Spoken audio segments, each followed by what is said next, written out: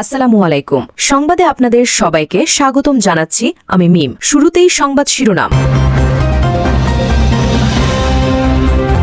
কাতারে আর হামলা করবে না ইসরায়েল, ট্রাম্প। ইসলামিক ন্যাটো গঠনের আহ্বান ইরানের। শুধু নিন্দা জানিয়ে ক্ষেপণাস্ত্র ঠেকানো সম্ভব নয়, মালয়েশিয়ার প্রধানমন্ত্রী।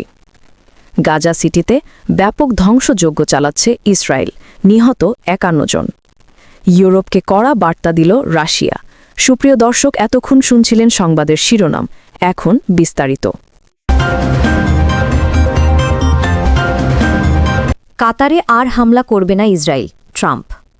গাজা উপত্যকা নিয়ন্ত্রণকারী গোষ্ঠী হামাস ও ইসরায়েলি বাহিনীর মধ্যে চলমান যুদ্ধের অন্যতম মধ্যস্থতাকারী দেশ কাতারে আর হামলার নির্দেশ দেবেন না ইসরায়েলের প্রধানমন্ত্রী বেনিয়ামিন নেতানিয়াহু।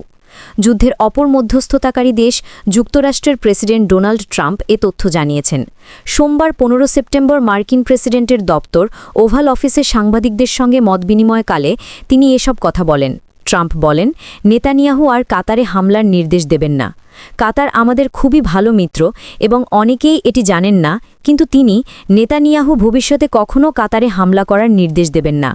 এখন থেকে তিনি কাতারের সঙ্গে মিলেমিশে চলবেন।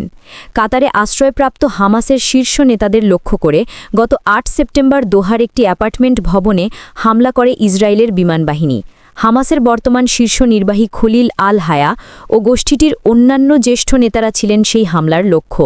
মাত্র ১৫ মিনিট স্থায়ী হওয়া সে অভিযানে দোহায় হামাসের সঙ্গে সংশ্লিষ্ট ৫ জন সহ মোট ৬ জন নিহত হন হলেও সৌভাগ্যবশত বেঁচে যান খলিল আল হায়া এবং হামাসের হাই কমান্ডের সদস্যরা। এ ঘটনায় বিশ্বের প্রায় সব দেশ ইসরায়েলের নিন্দা জানিয়েছে। এদিকে হামলার কয়েক ঘণ্টা পর ৯ সেপ্টেম্বর এক ব্রিফিংয়ে মার্কিন প্রেসিডেন্টের সরকারি বাসভবন হোয়াইট হাউসের প্রেস সেক্রেটারি ক্যারোলিন লিভিট দাবি করেছিলেন, কাতারকে সম্ভাব্য ইসরায়েলি হামলার ব্যাপারে আগেই সতর্ক করা হয়েছিল। ব্রিফিংয়ে লিভিট বলেছিলেন, ইসরায়েলের প্রধানমন্ত্রী বেনিয়ামিন নেতানিয়াহু এ হামলার ব্যাপারে আগে জানিয়েছিলেন। নেতানিয়াহু বলেছিলেন, তিনি শান্তি স্থাপন করতে চান এবং তার শিগগিরই চান। তাই আমাদের কাছে আগে থেকেই এই হামলার খবর ছিল।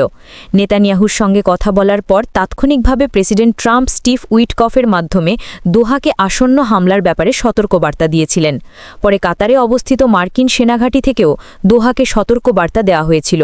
তবে সোমবার ওভাল অফিসে এক্সিওসের এক সাংবাদিক ট্রাম্পকে এ ব্যাপারে প্রশ্ন করলে যুক্তরাষ্ট্রের প্রেসিডেন্ট বলেন, না, তারা আমাকে আগে কিছু জানায়নি। আপনি হামলার তথ্য যেভাবে পেয়েছেন আমিও ঠিক সেভাবেই পেয়েছি।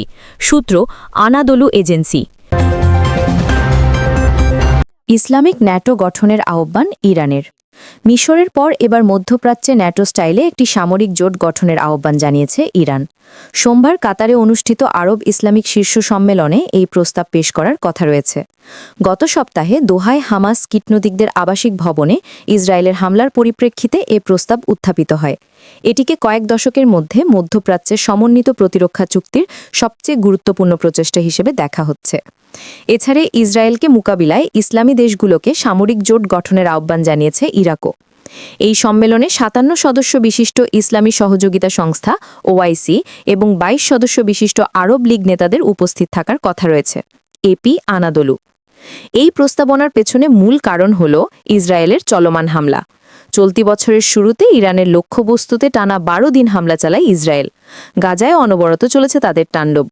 এছাড়া কাতারে সাম্প্রতিক আক্রমণ সব মিলিয়ে ইসরায়েলকে পুরো অঞ্চলের অস্থিতিশীলতার মূল কারণ হিসেবে দেখছেন মুসলিম নেতারা।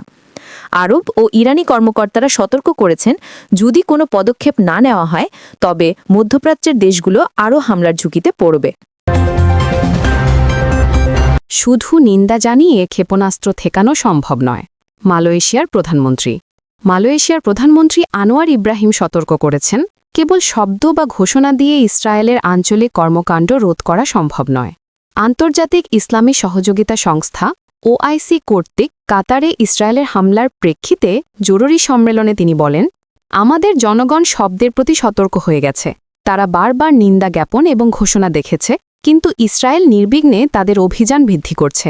সোমবার ১৫ সেপ্টেম্বর এক প্রতিবেদনে এই খবর দিয়েছে আল জাজিরা। মালয়েশিয়ার নেতা বলেন, ভবিষ্যৎ প্রজন্ম আমাদের কাছে প্রশ্ন তুলবে, আমরা কি সাহস দেখিয়েছি কার্যকর পদক্ষেপ নিতে? আমরা কোনো দেশের কাছে তাদের মৌলিক দায়িত্বের বাইরে যাওয়ার আহ্বান করছি না। তিনি আরও যোগ করেছেন, নিন্দা ক্ষেপণাস্ত্র থামাতে পারবে না, ঘোষণা ফিলিস্তিনকে মুক্ত করতে পারবে না। কঠোর এবং শাস্তিমূলক পদক্ষেপ গ্রহণ করতে হবে কূটনৈতিক যোগাযোগ স্থগিত করতে হবে এবং ইসরায়েলের সঙ্গে সকল ধরনের সম্পর্কও থামাতে হবে এদিকে ইরাকের প্রধানমন্ত্রী মুহাম্মদ শিয়া আল সুদানি সম্মেলনে ন্যাটো স্টাইলের যৌথ নিরাপত্তা ব্যবস্থা প্রয়োগের প্রস্তাব দিয়েছেন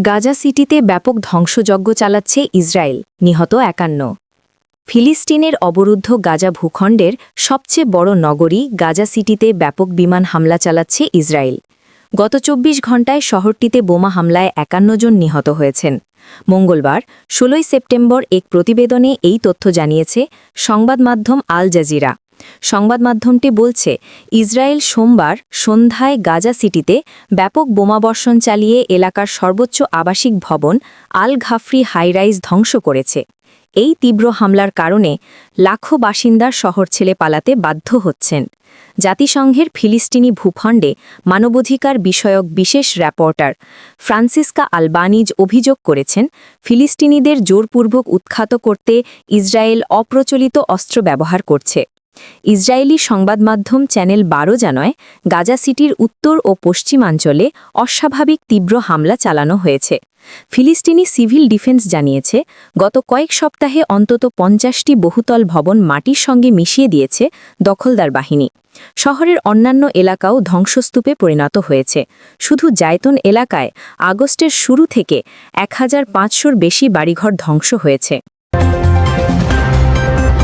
ইউরোপকে কড়া বার্তা দিল রাশিয়া বেলারুশের রাজধানী মিন্স্ক থেকে কিছুটা দূরে যুদ্ধের আবহ আকাশে উঠছে সুখোই ৩৪ বোমার অভিমান পড়ছে গাইডেড বোমা বিকট শব্দে কেঁপে উঠছে চারপাশ ঘন ধোঁয়ায় অন্ধকার হয়ে গেছে পুরো আকাশ চারিদিকে মর্টার ও কামানের গোলায় কান পাতা দেয় হেলিকপ্টার গানশিপগুলো আক্রমণে যোগ দিয়েছে আর ড্রোন দিয়ে চলছে নজরদারি তবে এটি কোনো আসল যুদ্ধ নয় এটি একটি সামরিক মহড়া এটি হল বরিসভস্কি প্রশিক্ষণ কেন্দ্র এখানে বেলারুশ ও রাশিয়ার সেনারা যৌথ মহড়ায় অংশ নিচ্ছে মহড়াটির নাম জাপাদ ২০২৫ অর্থাৎ পশ্চিম ২০২৫ এই ধরনের মহড়া প্রতি ৪ বছর পরপর অনুষ্ঠিত হয় মস্কো ও মিন্স্কের পক্ষ থেকে বলা হয়েছে যে এই মহড়া পুরোপুরি প্রতিরক্ষামূলক উদ্দেশ্য রাশিয়া ও বেলারুশের নিরাপত্তা নিশ্চিত করা যুক্তরাষ্ট্র তুরস্ক ও হাঙ্গেরি সহ ২৩টি দেশের সামরিক প্রতিনিধিদের এই মহড়া পর্যবেক্ষণের জন্য আমন্ত্রণ জানানো হয়েছে বেলারুসের প্রতিরক্ষা মন্ত্রণালয়ের সহকারী মেজর জেনারেল ভ্যালেরি রেভেঙ্কো সাংবাদিকদের বলেন আমরা কাউকে হুমকি দিচ্ছি না আমরা গঠনমূলক ও বাস্তবসম্মত আলোচনার পক্ষে কিন্তু পোল্যান্ডের প্রধানমন্ত্রী ডোনাল্ড টাস্ক এতে মোটেও সন্তুষ্ট নন তিনি এই মহড়াকে অত্যন্ত আগ্রাসী বলে বর্ণনা করেছেন মহড়ার আগেই পোল্যান্ড বেলারুশের সঙ্গে তাদের সীমান্ত বন্ধ করে দেয় প্রিয় দর্শক এতক্ষণ আমাদের সাথে থাকার জন্য ধন্যবাদ আমাদের চ্যানেলে নতুন হয়ে থাকলে অবশ্যই চ্যানেলটি সাবস্ক্রাইব করে দিবেন আল্লাহ হাফেজ